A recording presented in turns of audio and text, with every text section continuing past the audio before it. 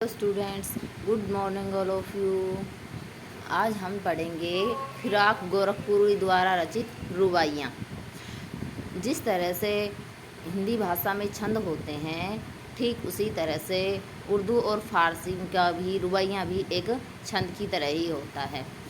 और इसमें कवि ने उर्दू फ़ारसी भाषा में बच्चे और माँ के बीच का संबंध दर्शाया है, कहीं पर भाई बहन का संबंध दर्शाया है, साथ साथ में प्राकृतिक सौंदर्य का भी वर्णन किया है। रुबाइयाँ। आंगन में लिए चांद के टुकड़े को खड़ी, हाथों पे झुलाती है उसे गोद भरी। रह रह के हवा में जो लोका देती है, गूंज उठती है खिलखिलाते बच्चे की हंसी। कवि गोरखपुरी कह रहे हैं कि आंगन में लिए चांद के टुकड़े को खड़ी, माँ का जो है वो अपने बच्चे को चांद का टुकड़ा ही समझती है। माँ के लिए उसका बच्चा चांद के टुकड़े के समान होता है, इसलिए कवि ने यहाँ पर बच्चे की जगह चांद के टुकड़े का प्रयोग किया है।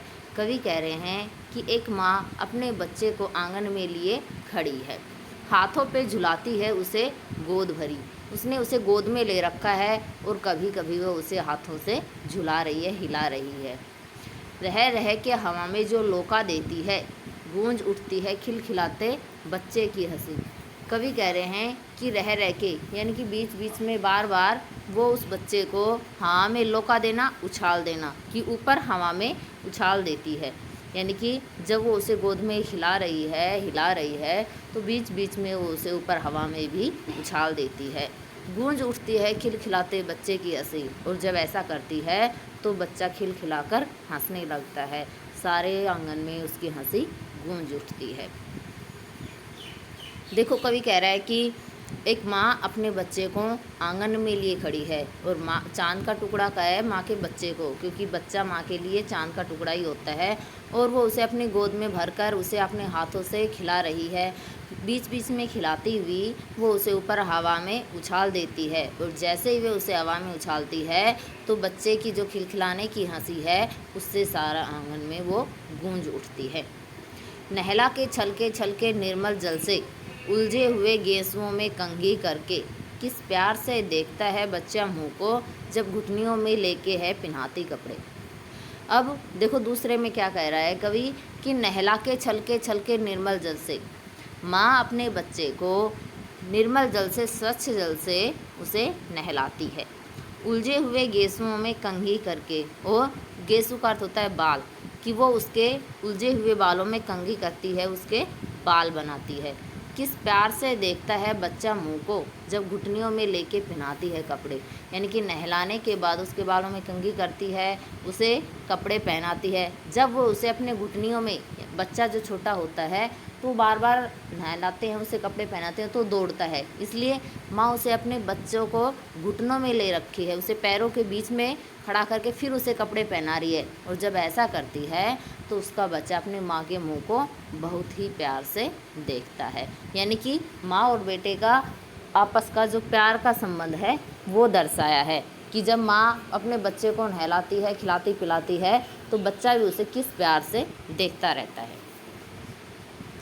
दिवाली की शाम घर पुते और सजे, चिन्नी के खिलौने जगमगाते लावे, वो रूपवती मुखड़े पे एक नरम दमक, बच्चे के घरौंदे में जलाती है दिए।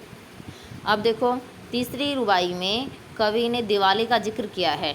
दिवाली एक हिंदुओं का पवित्र त्यौहार है, और उसके बारे में कवि ने बताया कि दिवाली की शाम घर पुते और सजे, यानी कि दिवाली के ऊपर सब अपने घरों की पुताई करते हैं, सफाई करते हैं, उसे सजाते हैं।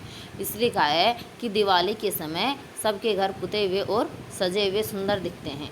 चीनी के खिलौने जगमगाते लावे, और दीपावली के ऊपर जो चिन्नी के खिलौने यानी कि और जगमगाते लावे, लावे का अर्थ होता है वो खील, जो चावलों से बना हुआ प्रसाद होता है वो, और उसमें जो मीठा होता है उसे, जो चिन्नी का बना होता है उसे चिन्नी के खिलौने का है। यानी कि दीपावली के शाम में जो खील का प्रसाद लाया जाता है और उसमें चीनी के खिलौने भी होते हैं। वो रूपवती मुखड़े पे एक नरम दमक, ये बच्चे की माँ के लिए कह रहा है कि रूपवती मुखड़े पे एक नरम दमक, कि बच्चे की जो माँ है वो उसमें बहुत सुंदर है, सजी हुई है। तीज त्यौहार होते हैं तो हमारे हिंदुओं में परंपरा होती है सजने संवरने की, तो उसके लिए कवि ने कहा है कि वो रूपवती मुखड़े पे एक नरम दमक, और त्योहारों का सबके मन में एक उत्साह भी होता है, एक नई चमक सी भी होती है। बच्चों के घरौंदे में जलाती है दिए, और माँ अपने बेटे के घरौंदे यानी कि जिस घर से छोटे घर बना के बच्चा खेलता है उसमें भी दीपक जलाती है। बड़े घर में, अपने घर में जिसमें रहते हैं उसमें तो सब जलाते हैं, लेकिन कह रहे कि माँ जो बच्चे का घर है जिसमें वो घर बना बना के खेल रहा है उसमें भी दीपक जलाती है। आंगन में ठुनक रहा है जिदी आया है, बालक तो हई चांद पे ललचाया है। दर्पण उसे दे के कह रही है, माँ देख आईने में चांद उतर आया है। अब देखो इसमें तीसरे में कवि क्या कर रहा है कि बच्चा जब जिद पर आ जाता है, छोटा बच्चा है, किसी चीज़ को लेने के लिए जिद करने लगता है, रोने लगता है, तो माँ उसे किस तरह से बहलाती है, फुसलाती है कि आंगन में ठुनक रहा है जिद आया है। बच्चा जो खड़ा है जिद पर अड़ा है और अपनी जिद को पूरा करने के लिए वो आंगन में खड़ा खड़ा रो रहा है। देखो कवि ने यहाँ रो राने का ठुनक रहा है, यानी कि बीच बीच में जब वो रोने लग जाता है और बीच बीच में जब वो भूल जाता है तो चुप हो जाता है। बच्चे ऐसे ही करते हैं कि जब जिद करते हैं तो रोने लग जाते हैं, फिर चुप हो जाते हैं, फिर रोने लग जाते हैं। इसके लिए कवि ने कहा है ठुनक रहा है, यानी कि वो धीरे धीरे रो रहा है, कभी चुप हो रहा है।